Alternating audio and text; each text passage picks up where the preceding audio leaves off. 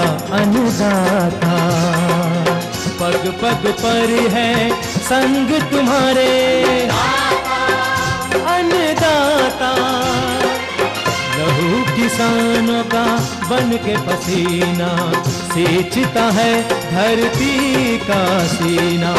मेहनत का तेरी हक दिलवाने, नई तकनीक नई खोज बताने। पशुधन को गुणवान बनाना, पौध सुरक्षा को सिखलाना, खेती के सब गुर समझाने, भारत का सरताज बनाने। आठों पहर है संग तुम्हारे अन्नदाता अन्नदाता। नमस्कार, मैं हूं दीपशिखा सोनी और आप सभी दर्शकों का अन्नदाता कार्यक्रम में स्वागत करती हूं। हर रोज की तरह कार्यक्रम में हम लेकर आते हैं खेतीबाड़ी से जुड़ी हुई ढेर सारी जानकारियां। तो चलिए सबसे पहले देखते हैं क्या है विशेष आपके लिए आज के कार्यक्रम में। रजनीगंधा की उन्नत किस्में एवं रोपाई तकनीक पर जानकारी।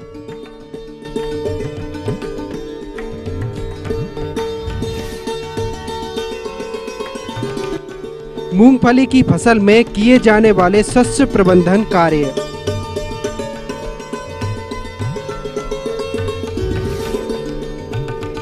आंवला के बागों में पुष्पन अवस्था पर किए जाने वाले समसामयिक कार्यों पर जानकारी।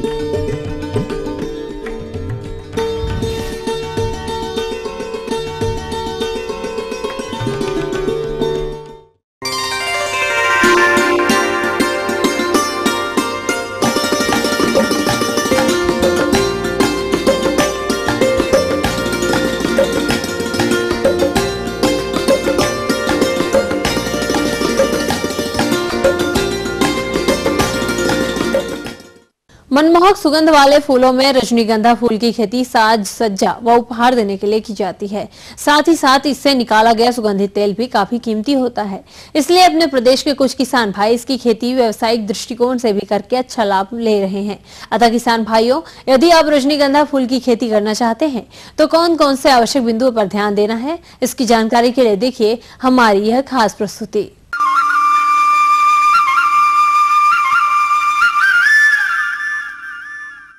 रजनीगंधा फूल की खेती से अच्छा उत्पादन प्राप्त करने के लिए सबसे पहले बात आती है भूमि के चुनाव एवं तैयारी की। तो जिन स्थानों पर पानी लंबे समय तक ठहरता हो वहां इसकी फसल को नहीं उगाना चाहिए, क्योंकि इससे जड़ तंत्र बुरी तरह से प्रभावित हो जाता है, जिसके फलस्वरूप उपज में भारी कमी आ जाती है।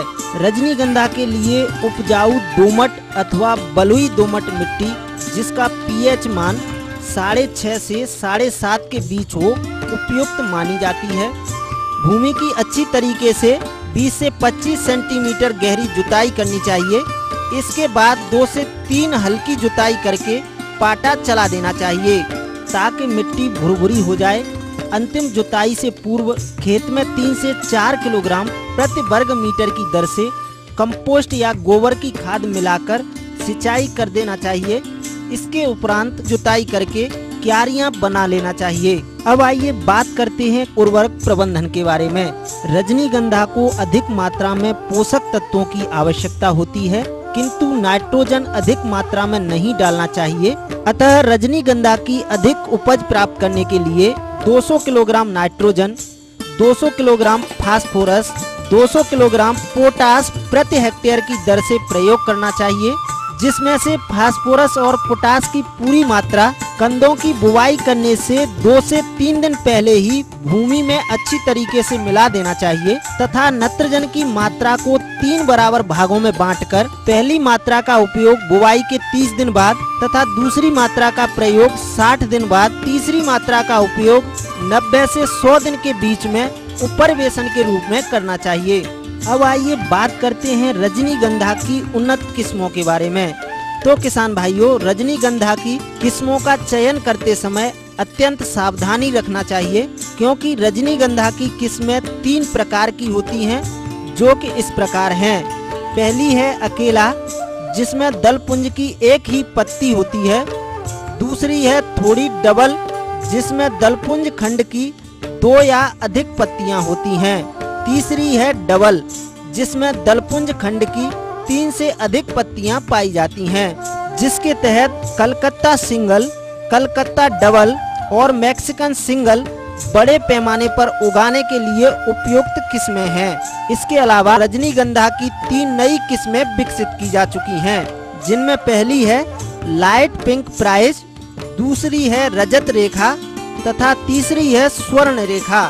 सल्क कंद रोपने का उत्तम समय फरवरी से लेकर मार्च के अंतिम सप्ताह तक का होता है। इसके अलावा आप अप्रैल तक भी इसकी बुवाई कर सकते हैं। 1 लाख सल्क कंदों की प्रति हेक्टेयर आवश्यकता होती है। इन कंदों की रुपाई करने से पूर्व कार्बन डाइजियम 2 से 2.5 ग्राम प्रति लीटर पानी के हिसाब से घोल बनाकर कंदों का उपचार कर लेना चाहिए। उसके बाद ही खेत में बुवाई करना चाहिए। तो इसके तहत रोपण की दूरी प्रति इकाई क्षेत्र, पैदावार, फूल व कंदों की गुणवत्ता को प्रभावित करती है। परीक्षणों से पता चला है अधिक पादप घनत्व से अधिक पुष्प डंडियां एवं फूल व कंद मिलते हैं।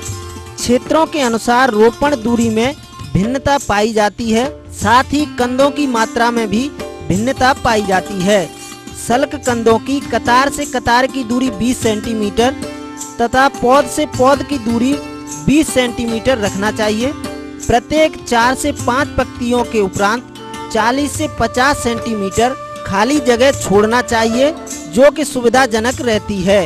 इस खाली स्थान का उपयोग सस्य क्रियाओं को सुचारू रूप से करने के लिए किया जा सकता है। अब आइए बात करते हैं सिंचाई प्रबंधन की। तो रजनीगंधा की फसल में गर्मी के समय 6 से 7 दिन के अंतराल पर सिंचाई करना चाहिए। इसके अलावा आप भूमि की किस्म एवं फसल की आवश्यकता के अनुसार समय समय पर भी सिंचाई कर सकते हैं। अब आइए बात करते हैं खरपतवार प्रबंधन की। रजनीगंधा की बुवाई करने के 20 से 25 दिन बाद कुछ खरपतवार खेत में दिखाई देने लगते हैं, जिनकी समय समय पर निराई गुड़ाई करके फसल को खरपतवारों से मुक्त रखना चाहिए। तो किसान भाइयों, इन बताई हुई बातों को ध्यान में रखते हुए यदि आप रजनीगंधा की बुवाई करते हैं तो आपको आने वाले समय में अपनी फसल से अच्छे उत्पादन की प्राप्ति होगी। ये थी कुछ उपयोगी जानकारियां। अब लेते हैं एक छोटा सा ब्रेक, जल्द लौटेंगे और कार्यक्रम में आगे महत्वपूर्ण जानकारियां।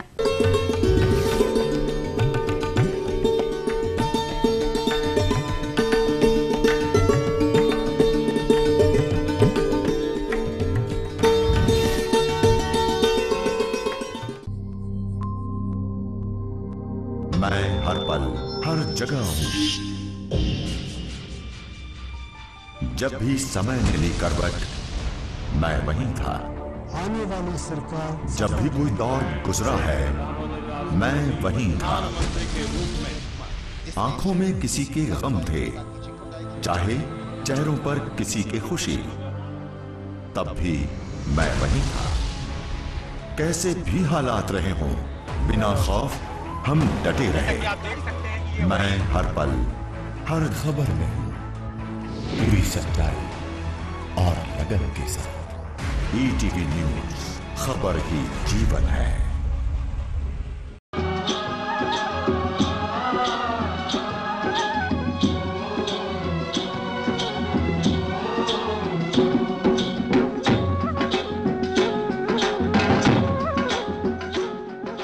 ब्रेक के बाद एक बार फिर से आप सभी दर्शकों का अन्नदाता कार्यक्रम में स्वागत है।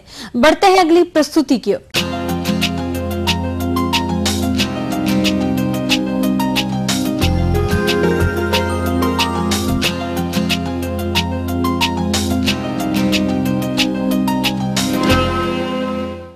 आंवला के बाग अपने प्रदेश में सभी जगह देखने को मिलते हैं। अभी इसके फल वृक्षों पर पुष्प आ रहे होंगे और यह अवस्था आने वाले समय में उत्पादन के हिसाब से महत्वपूर्ण है। तो अभी वर्तमान समय में आंवला उद्यान में कौन कौन से कार्य को करना है, इस बारे में विस्तार से जानकारी दे रहे हैं एक विषय विशेषज्ञ डॉक्टर SK मिश्रा। वर्तमान में आप देख रहे हैं कि पौधा जो है पुष्पन की प्रक्रिया में है। इस समय हमारी घरेलू मक्खियाँ और मधुमक्खियाँ या अन्य कीट परागण की प्रक्रिया में तत्पर हैं। शाम और सुबह दोनों मौसम में इसमें परागण की प्रक्रिया चल रही है। आपको यह भी जानकारी होनी चाहिए कि परागण के प्रक्रिया के समय किसी भी तरह का कीट और व्याधिनाशक दवाओं का प्रयोग न करें। इस समय आंवले के बाग में सिंचाई भी बंद कर देनी चाहिए, अन्यथा होगा क्या कि परागण के पूर्व आपके सारे पुष्प जो है नर या मादा वो गिर जाएंगे और परागित नहीं होने की दशा में अफलत का कारण बनेंगे। इस दशा को ध्यान में रखते हुए आप अपने थालों की साफ सफाई करें। इसमें प्रमुख रूप से इस समय आप प्रायः देखेंगे कि पुष्पन प्रक्रिया होने के बावजूद इनके शाख के प्रारंभ में सिरे पर सूट गाल मेकर नामक कीट जो है काफ़ी प्रभावी होता है। पौधे में सिरा पर गांठ के रूप में एक आकार दिखाई देगा। जब आप उस गांठ को आप उसको किसी औजार से या किसी धारदार सामान से आप उसे अलग करेंगे तो उसमें आपको एक गिडार मिलेगा, कीड़े की ये तीसरी अवस्था मिलेगी जो मई के महीने में अपना अंडा दे करके और बाहर निकल जाती है। वो पुनः प्रभावी उन पौधों को करता है और हमारे पौधे की जो है बढ़वार रुक जाती है और पुष्पन प्रक्रिया और जो हमारी ये फलत की प्रक्रिया है ये भी उनके नाते प्रभावित होती है। तो जिन पौधों में सूट गाल में कर साख का गांठ कीट अगर दिखाई दे तो उसे आप काट लें तेज धार से और उस पर इंडोफिलियम 45 पानी में घोल करके एक पेस्ट के रूप में वहाँ कटे भाग पे लगा दें। तो इससे आपको सूट गाल में कर यानी कि जो हमारा शाखा गांठ कीट है उससे निजात मिलेगा। लेकिन ध्यान ये रखना है कि इन कीट को काटने के बाद शाखाओं को फेंकना नहीं है, इन्हें आप ज़मीन में गाड़ दें या आप इनको आग जलाकर उसमें डाल दें, तो इससे आपको निजात मिल जाएगा। दूसरा हमारा छाल खाने वाला कीट सबसे प्रभावी होता है इस समय। वो जो है शाखाओं के जोड़ पर सुराग बना करके या छाल को सीधा खा करके उनमें प्रवेश कर जाता है और उसी के अंदर प्रभावी कीट की जो दशा होती है वो रहती है। उसके लिए आप उसका जो है पहचान है कि आप देखेंगे तने पर झाला के रूप में आपको निकलता हुआ बुरादे के रूप में जो है पौधे के तनों पर दिखाई देगा। आप उसको साफ करें, वहाँ एक छिद्र मिलेगा, छिद्र को साइकिल की तीली से या अन्य किसी सींक से उसको साफ कर लें। उसमें आप डाइमेक्रॉन या मेटासिस्टाक्स ये दवाइयों का चोभ रुई में बना करके उसमें प्रवेश करें या डिस्पोजल सिरिंज ले लें, उसको दवा को सिरिंज के माध्यम से खींचकर उस सुराख में प्रवेश करें और गीली मिट्टी से बंद कर दें। तो उसमें जो है फ्यूमिगेशन से वो घुटन की स्थिति में वो कीट जो है मर जाता है और हमें उस प्रॉब्लम से निजात मिल जाती है। तीसरा हमारे इस पौधों पर केवल इस समय एक प्रभाव पड़ता है, वो है हमारा चींटियां जो हैं पौधों के जड़ों के बाद अपना सुरंग बना लेती हैं और चूंकि इसमें पुष्पन प्रक्रिया में हमारा पौधा रहता है तो मीठा मधुस्राव होने की दशा में बौर के पास जहाँ पे पुष्पन प्रक्रिया हो रही है वहाँ पर ये चींट चढ़ते हैं और चींटे चढ़ करके वहाँ के कोमल टहनियों का रस चूसते हैं जिससे हमारा पुष्प भी प्रभावित होता है, परागण की प्रक्रिया प्रभावित होती है। चूँकि ये चींटे घरेलू मक्खियों को भी प्रभावित करते हैं तो इनसे निजात पाने के लिए नीचे पौधे के जड़ के पास साफ सफाई कर दें। यदि कहीं पर इस तरह का चींटी का सुरंग हो तो सुरंग के पास सफाई करके उसमें क्लोरापायरिफास नामक दवा जो है 1 लीटर में 5 मिलीलीटर के हिसाब से मिला करके उस सुराख में आप उसको प्रवेश करा दें तो इससे आपका चींटी से भी निजात मिल जाएगा। अब बात आती है कि इनको हम कि रासायनिक उर्वरक या किसी प्रकार के खाद का प्रयोग आप नहीं करेंगे, क्योंकि इस समय अगर आप रासायनिक उर्वरक और खाद का प्रयोग करेंगे तो आपका यह जो है फलत प्रभावित होगा। आधी मात्रा जो हमारी पोटास की बची है, आधी मात्रा नत्रजन की, अर्थात 250 ग्राम पोटास और 350 ग्राम नत्रजन दोनों का मिश्रण बना करके आप जुलाई के प्रथम सप्ताह में आप देंगे। इधर कोई भी उर्वरक देने की आवश्यकता इन्हें नहीं होती है। आगे और भी रोचक जानकारियां बाकी हैं, पर यहाँ पर रुकेंगे एक और कमर्शियल ब्रेक के लिए। जल्द हाजिर होते हैं।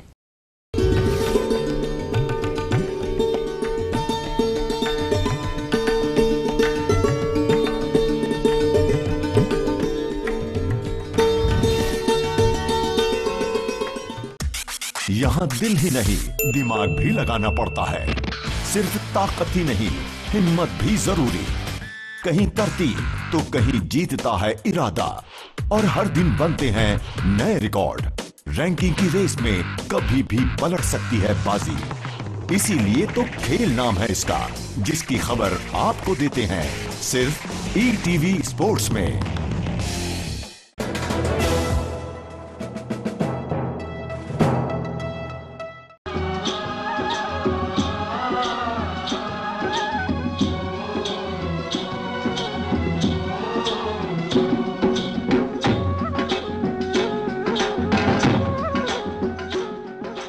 ब्रेक के बाद अब सभी दर्शकों का स्वागत है। चलिए अब रुक करते हैं अगली कड़ी की ओर।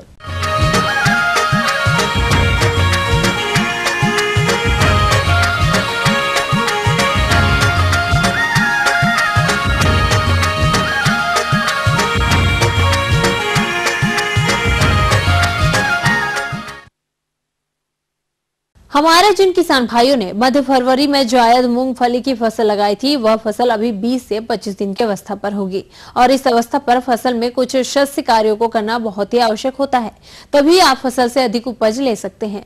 अतः जायद मूंगफली की फसल में कौन कौन से शस्य प्रबंधन कार्यों को करना है, इसकी जानकारी के लिए देखते हैं यह विशेष अंश। गर्मी की जो मूंगफली की फसल है, कैसे अच्छी पैदावार इसमें ले, ये मैं बताना चाहूँगा। इसमें सबसे पहले इसमें फिर स्प्रिंकलर का जैसे हल्का हल्का पानी देते हैं और फिर उसमें कम से कम 25 दिन बाद इसमें गुड़ाई वगैरह करते हैं।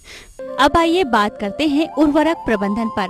प्रदेश के किसान भाई मूंगफली की खड़ी फसल में नाइट्रोजन का प्रयोग करते हैं, जो कि सर्वथा गलत है, क्योंकि मूंगफली की खड़ी फसल में नाइट्रोजनीय उर्वरकों की आवश्यकता नहीं होती है तथा अन्य उर्वरक फास्फोरस तथा पोटाश बुआई के समय ही दे दिया जाता है, जो कि पर्याप्त होता है। फिर उसके बाद में 12-16 वगैरह डालते हैं। उसमें 25-30 किलो एक प्रति एकड़ के हिसाब से उसमें डालते हैं। मट्टी चढ़ाती है उसमें डोरे से, हम लोग नोट्स आते हैं वो उसमें अच्छा आ जाती है, उसमें ज़्यादा से ज़्यादा मात्रा में आ जाते और उसमें फलियाँ ज़्यादा आ जाती है और उससे उत्पादन बढ़ जाता है।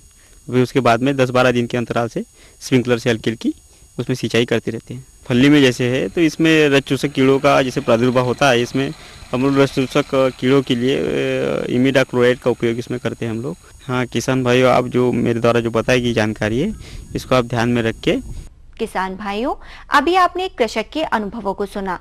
मूंगफली की फसल में बढ़वार की प्रारंभिक अवस्था पर और कौन कौन सी शस्य क्रियाओं को अमल में लाया जाए, आइए जानते हैं जबलपुर के विषय विशेषज्ञ धनंजय कंठल से।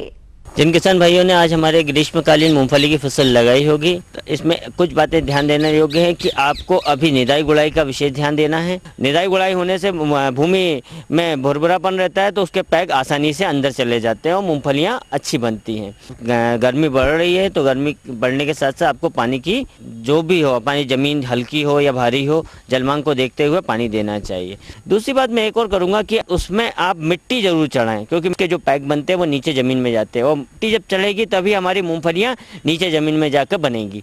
इसके अलावा किसान भाइयों, 40 से 45 दिन बाद मूंगफली की फसल में कोई भी कर्षण क्रिया नहीं करना चाहिए, अन्यथा उपज पर विपरीत प्रभाव पड़ता है।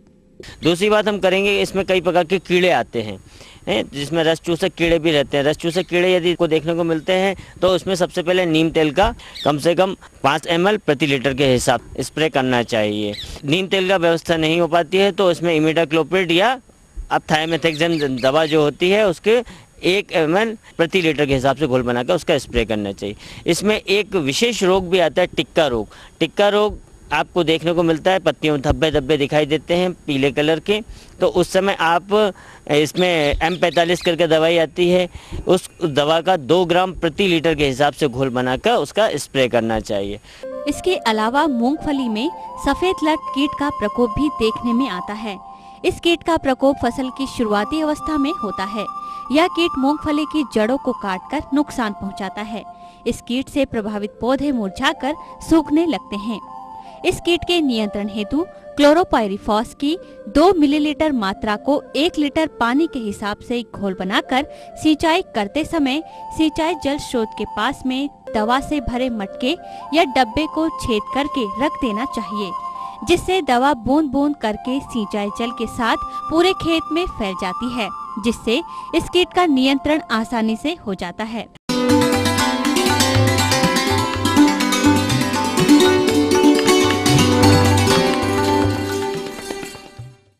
अन्नदाता हेल्पलाइन निशुल्क फोन संपर्क सेवा के माध्यम से आपके द्वारा पूछे गए प्रश्नों में से 1 या 2 महत्वपूर्ण प्रश्नों को हम अपने कार्यक्रम में शामिल करते हैं। इसी के तहत आज का चयनित प्रश्न और उसका जवाब इस प्रकार है। अन्नदाता निशुल्क फोन संपर्क सेवा के माध्यम से पूछे गए प्रश्नों में से कार्यक्रम में आज जो प्रश्न हमने शामिल किया है उसे पूछा है ग्राम रेठी, जिला कटनी से लक्ष्मीकांत ठाकुर ने। इनकी गेहूं की फसल में दीमक का प्रकोप हो रहा है और यह इसके प्रबंधन पर जानकारी चाहते हैं। तो ठाकुर जी, आपकी जानकारी हेतु प्रस्तुत है कार्यक्रम का यह अंश। किसान भाइयों, गेहूं की फसल में इस समय दीमक और चूहे की प्रकोप की संभावना बनी हुई है।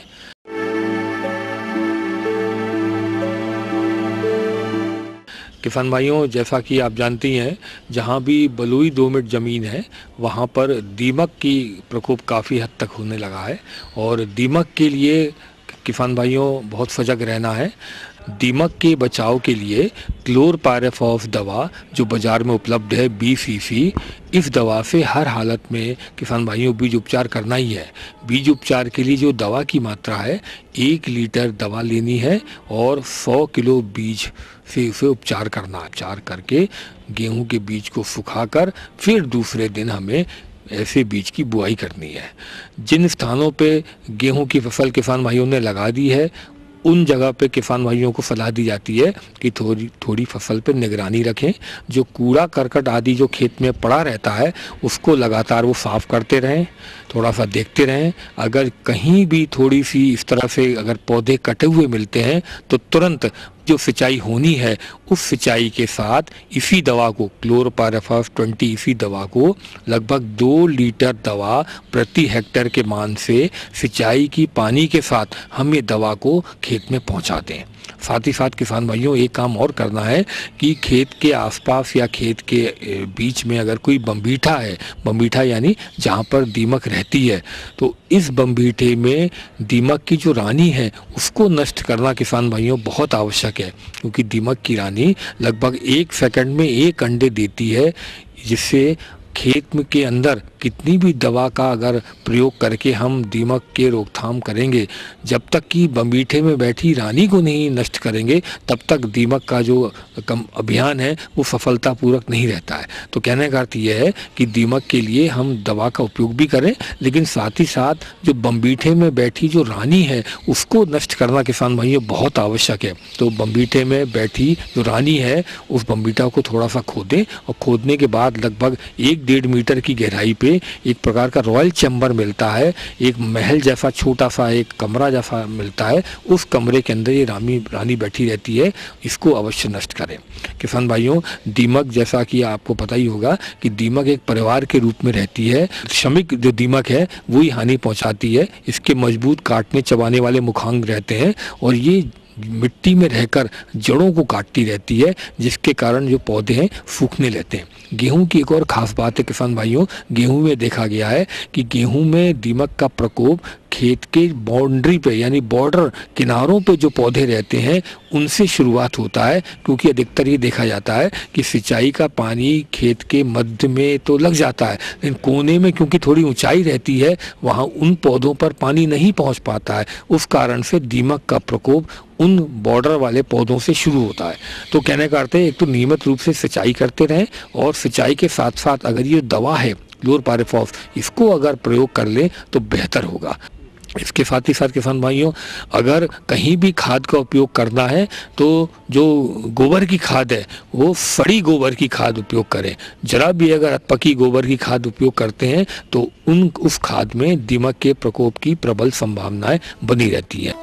अन्नदाता कार्यक्रम की इसी कड़ी में दूसरा प्रश्न पूछा है ग्राम गुलाबगंज जिला विदिशा से भागीरथ खटीक ने। यह बकरी पालन करते हैं तथा इनकी एक बकरी के थन में थनैला रोग हो गया है और यह इस रोग के बचाव एवं उपचार पर जानकारी चाहते हैं। तो भागीरथ जी, आपकी जानकारी हेतु देखिए कार्यक्रम का यह अंश। जो पशुपालक भाई ने पूछा है कि उनके बकरियों में थनैला किस प्रकार होता है। इस बीमारी में प्रभावित पशु के थनों में सूजन आती है, थन बड़े और लाल हो जाते हैं, थन से सूजन ऊपर की तरफ एन की तरफ बढ़ती है। यह मुख्यतः स्ट्रेप्टोकोकस, स्टेफाइलोकोकस ई कोलाई नाम के बैक्टीरिया से होता है। कुछ केसेज में फंगल मेस्टाइटिस यानी कवक जनित मेस्टाइटिस भी देखी गई है। इसके अलावा क्लैमाइडियल मेस्टाइटिस भी हो सकती है, क्लैमाइडिया से होता है। वायरल मेस्टाइटिस भी खूब देखी जाती है। मेस्टाइटिस का कारण कोई भी हो, थनों में सूजन आती है, थन लाल पड़ जाते हैं। सूजन यदि सही समय पर इलाज न करवाया जाए तो अंत में फाइब्रोसिस यानी जो दूध बनाने वाली नलियां हैं, लैक्टोजेनिक ग्लैंड्स हैं, जो उनमें अंत में वो फाइबर द्वारा रिप्लेस कर दी जाती है, यानी उनकी जगह दूध ना उत्पादन करने वाले फाइबर्स बन जाते हैं और बकरी दूध देना बंद कर देती है। इस रोग में पशु को बुखार भी हो सकता है, पशु चारा खाना बंद कर सकता है, दूध की जगह पर छिछड़े आते हैं। पहले दूध गाढ़ा होता है, उसके बाद छिछड़े आने शुरू होते हैं, छिछड़ों का आकार बढ़ता जाता है, अंत में प्रभावित पशु के थनों से सिर्फ पानी निकलता है, धीरे धीरे पानी निकलना भी बंद हो जाता है और अंत में एंड में फाइब्रोसिस हो जाती है, थन पत्थर जैसा कठोर हो जाता है। उस बीमारी में अधिकतर औषधियाँ निष्प्रभावी हो जाती है। इस रोग के होने पर शुरुआत में ही यदि 1-2 दिन शुरू होने में तुरंत इलाज शुरू करवा दिया जाए तो पशु बड़े आराम से ठीक हो सकते हैं तथा पशुपालक आर्थिक हानि से बच सकते हैं। मैं पशुपालक भाइयों को अवगत कराना चाहूँगा कि थनैला पशुओं का अत्यंत घातक रोग है। पशु दूध के लिए मुख्यतः रखे जाते हैं, मांस के लिए रखे जाते हैं। यदि थनैला हो जाएगा बकरियों में तो उसके बच्चों को दूध नहीं मिलेगा, कम मिलेगा, बच्चों में मृत्यु दर बढ़ जाएगी, बकरी उत्पादन अलाभदायक गैर लाभदायक हो जाएगा।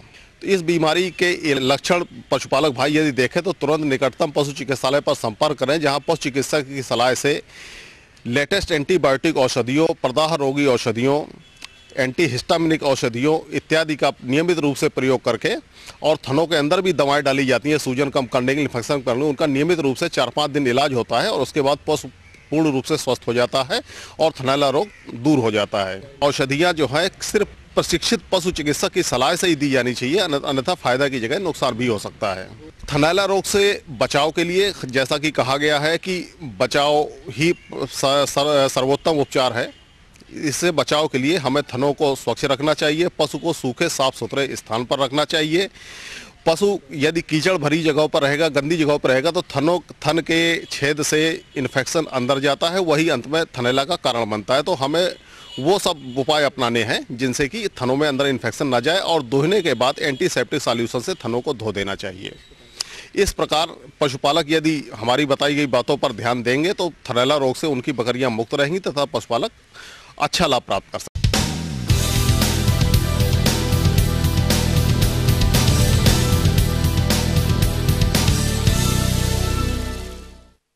राज्य की विभिन्न मंडियों में कृषि उत्पादों के चढ़ते उतरते बाजार भाव की संक्षिप्त जानकारी इस प्रकार है।